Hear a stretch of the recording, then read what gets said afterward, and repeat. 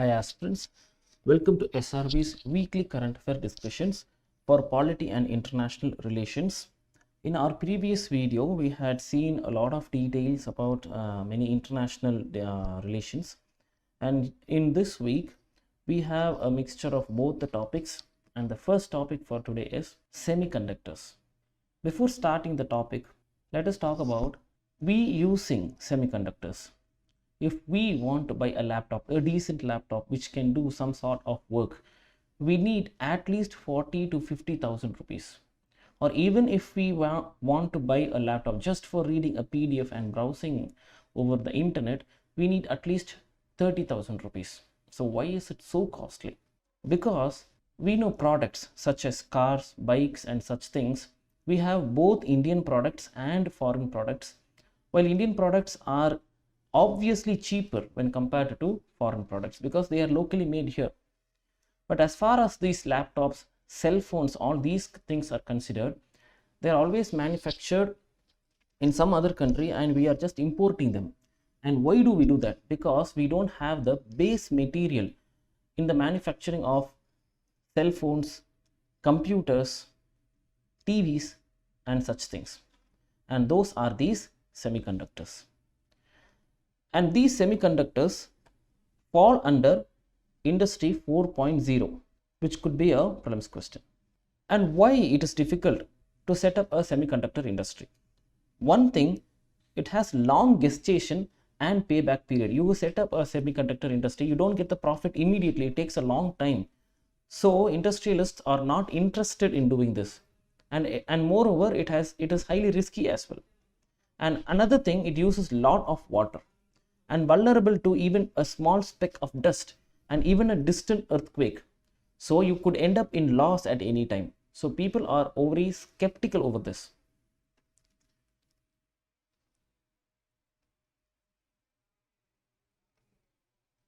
But are we going to wait and see what happens, or what are we going to do now? The Indian government for the past 2 years or even more is trying to set up semiconductor industries in India, and they are also wanting to make India as the hub for semiconductors. And as we know, today a small country, Taiwan, is the hub for semiconductors.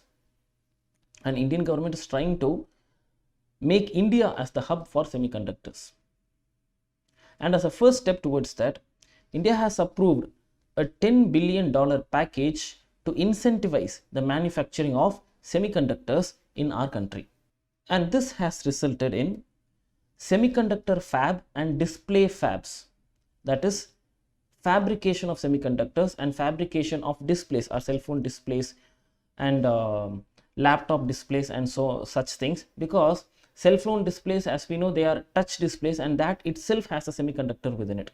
And this semiconductor fab and display fab factories, the government will give fiscal support of up to 50% of the product cost to eligible applicants to execute these projects. So they are going to give 50% of the product cost. And the center will work with state governments to establish high-tech clusters to set up at least 2 greenfield semiconductor fabrication projects and 2 display fabrications in the country, that is semiconductor fabs and display fabs, at least 2 on each.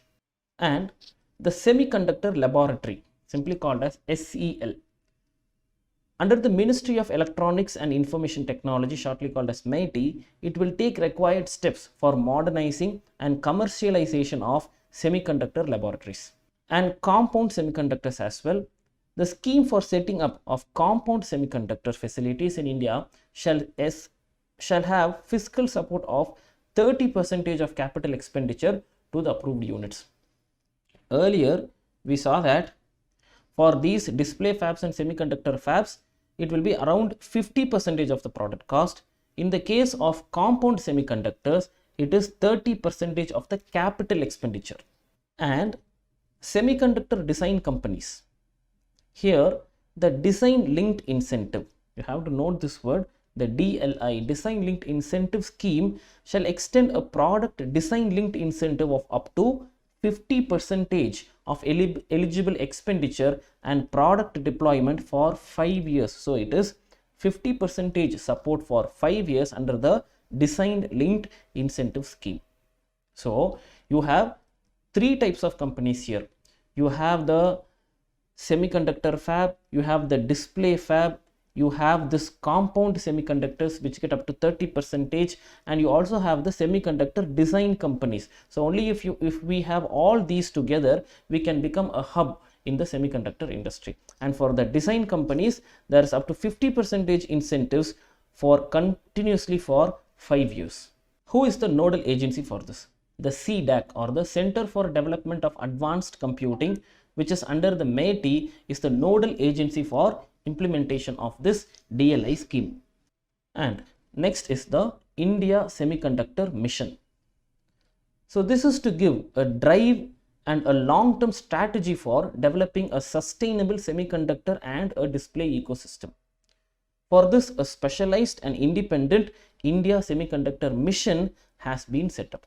And something to be noted here is, we have the largest number of chip designers outside of the US. So next to US, we India have the largest number of chip designers. This information something seems to be really new to us.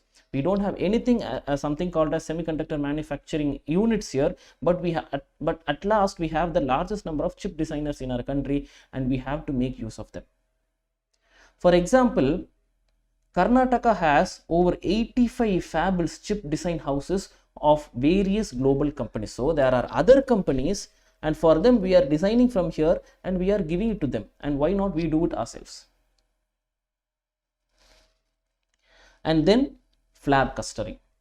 So what is flab clustering?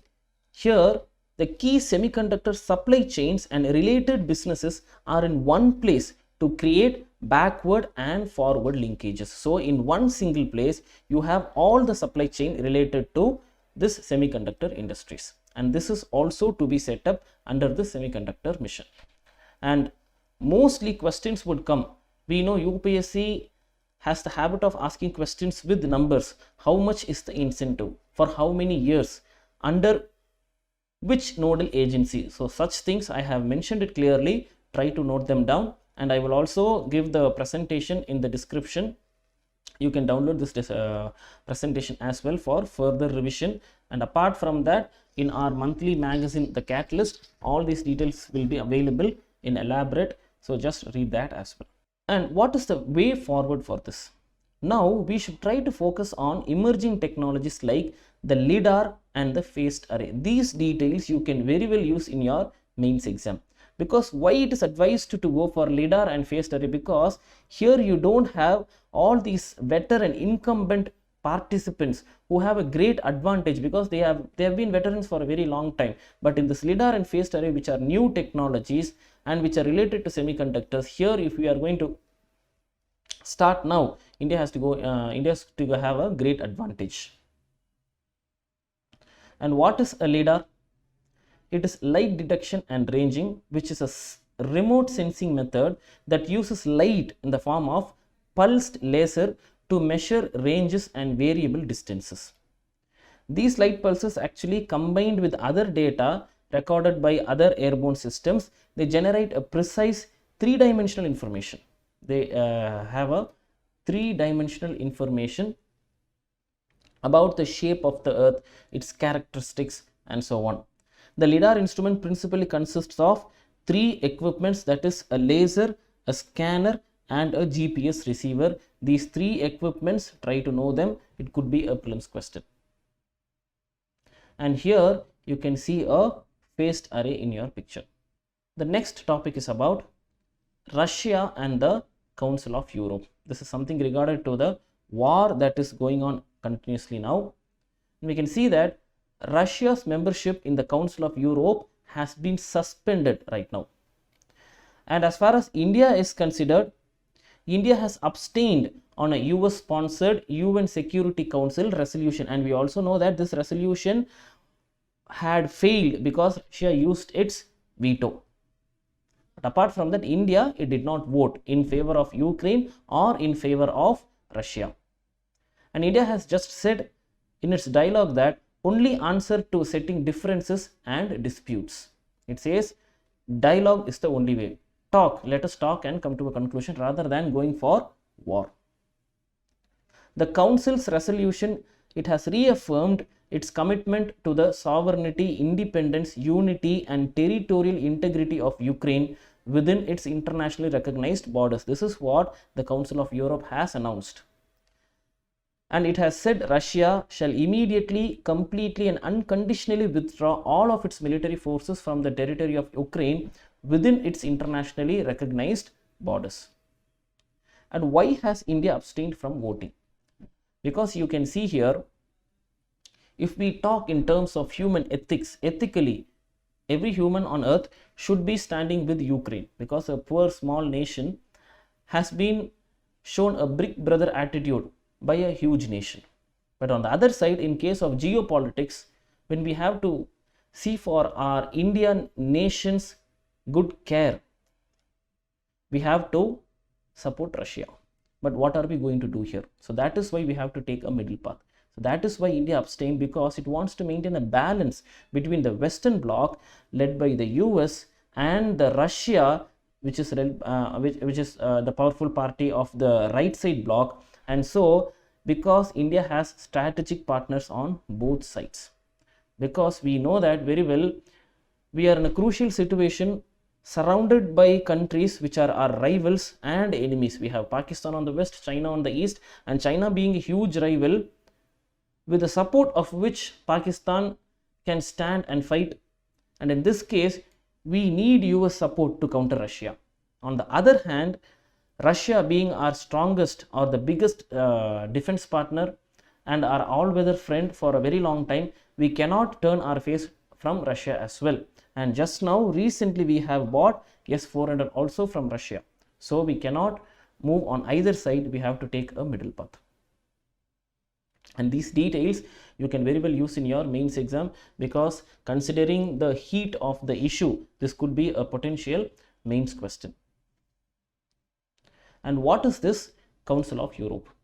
The Council of Europe, it is an international organization founded after the World War II. It was founded to uphold human rights, democracy and the rule of law in Europe. And our concentration is here. It was founded in the year 1949 by the Treaty of London. These two are our questions here. And it has 46 members.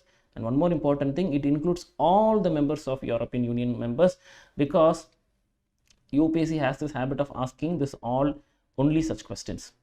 And the headquarters is in France. Remember, it is not in Hague, it is not in Vienna, it is in France.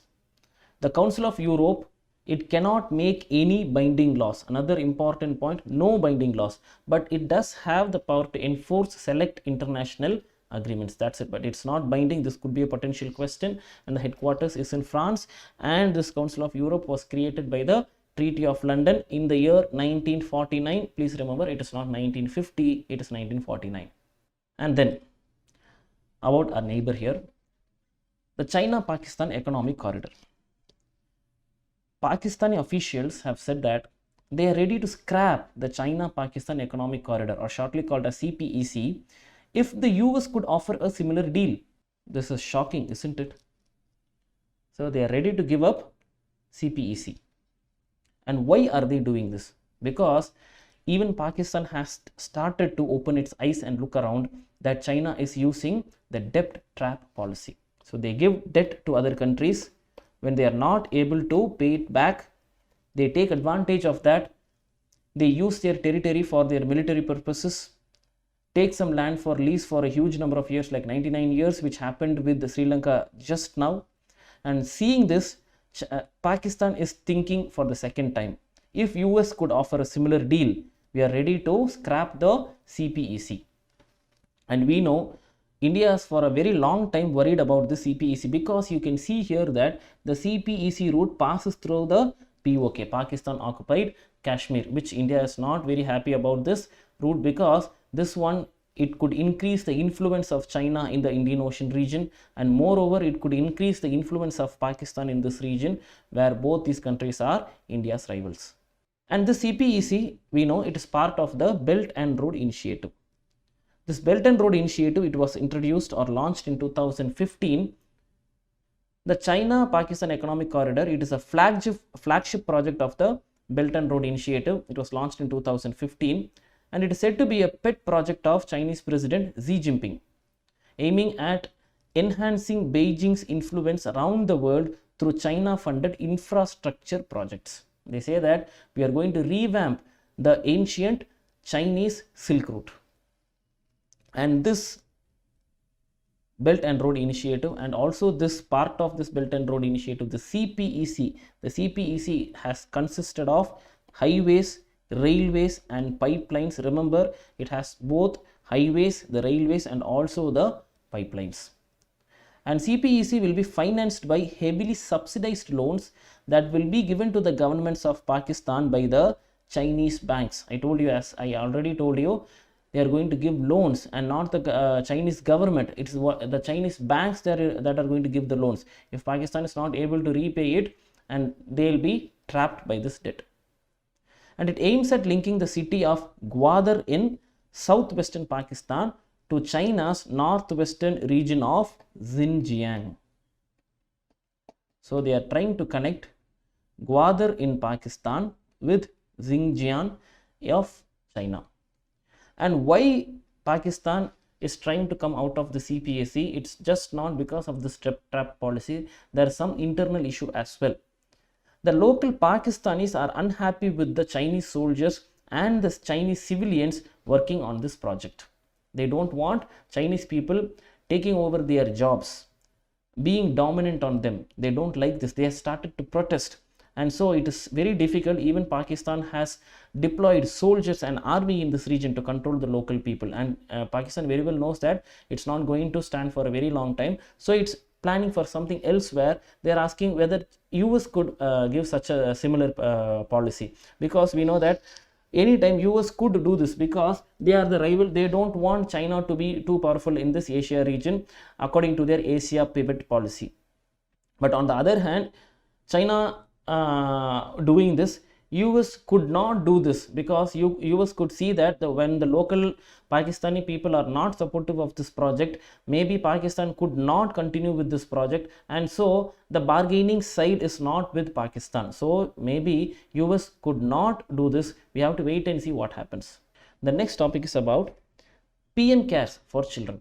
We all of us know what is PM Cares, a fund that was created under the leadership of the Prime Minister of India during the COVID times, where Indian citizens or anyone could contribute to this fund to tackle the COVID situation.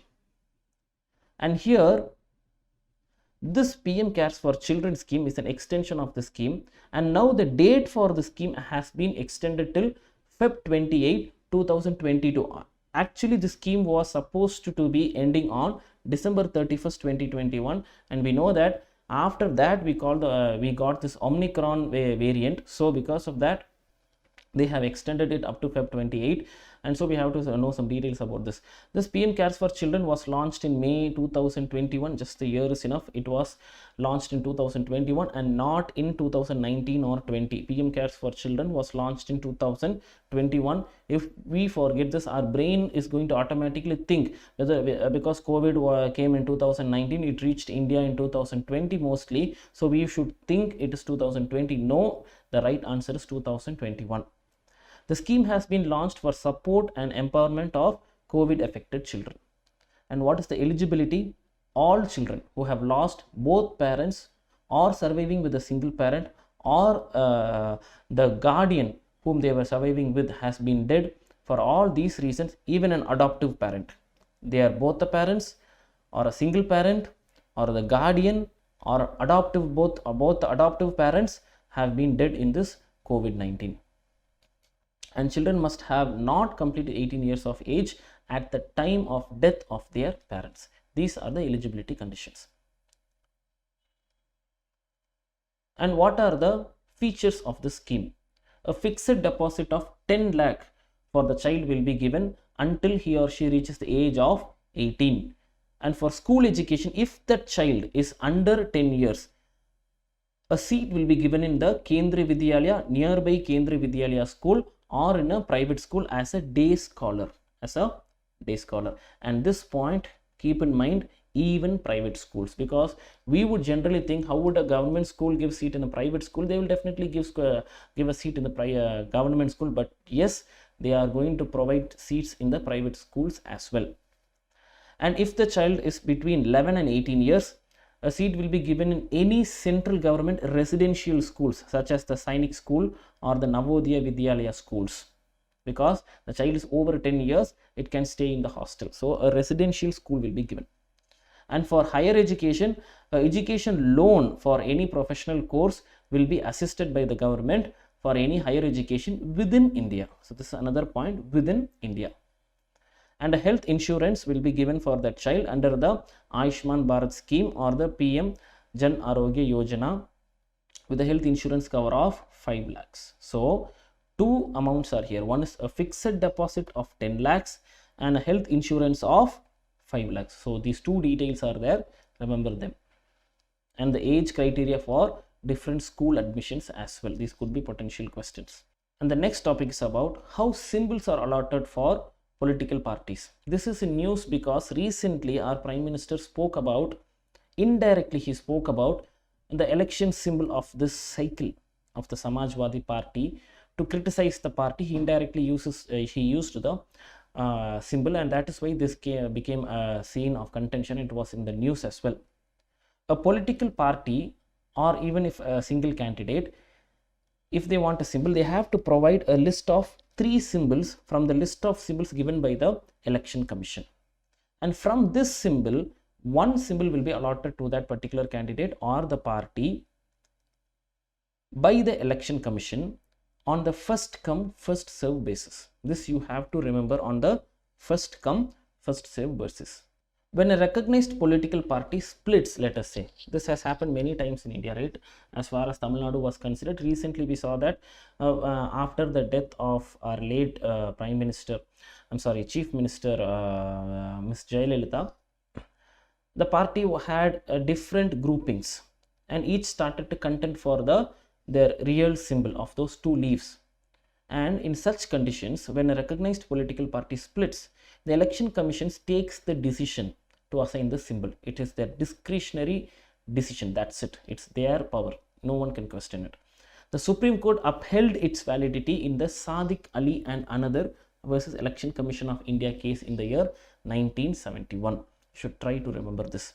And this decision taken by the Election Commission of India is binding. It is binding. You can't question it.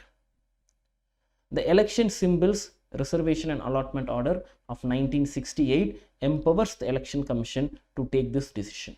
And as of now, there are 8 national parties and 64 state parties in the country which have reserved symbols. What are reserved symbols? These parties have their symbols reserved, and that condition for that is the amount of vote, the vote share that they get in elections. If the party has a reserved symbol, they don't have to go through this process of selecting 3 symbols and out of them getting 1 symbol. They don't have to go through this process. They always have the 1 symbol which is their own party's symbol. So that's it for today. Thank you and Jai Hind. And if you have liked this video, please share it with your friends as well. Let us learn and grow together.